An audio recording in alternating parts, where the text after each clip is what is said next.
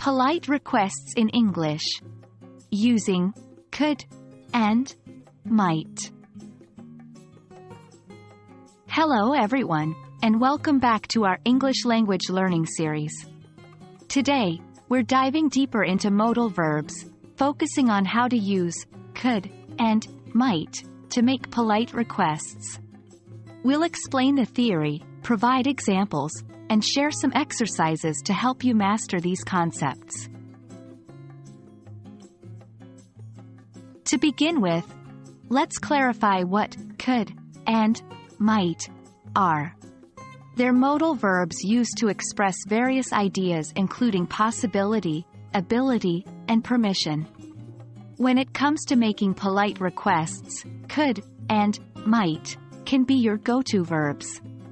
Let's break down how they work in this context. Could is one of the most common modal verbs for polite requests. Here are a few examples. Could you pass the salt, please? Could I borrow your book for a day? The reason could is considered polite is because it softens the request, making it less direct and thus more courteous. Might is less common than could for making requests, but it's still useful in certain situations. It conveys a sense of uncertainty and is even less direct than could, making it highly polite. Here are some examples. Might I suggest a different approach? Might we postpone the meeting until tomorrow? When you use might, it's as if you're asking for permission to make a request, adding an extra level of politeness. Now that we've seen could and might in action, it's important to remember that although they can both express polite requests, they are not always interchangeable.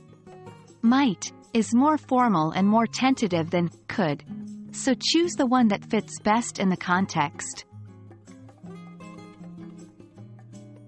And that wraps up our lesson on using could and might for polite requests.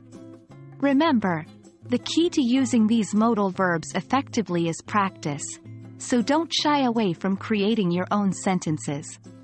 Thanks for joining us, and we hope this lesson has been helpful. Keep practicing, and we'll see you in the next video.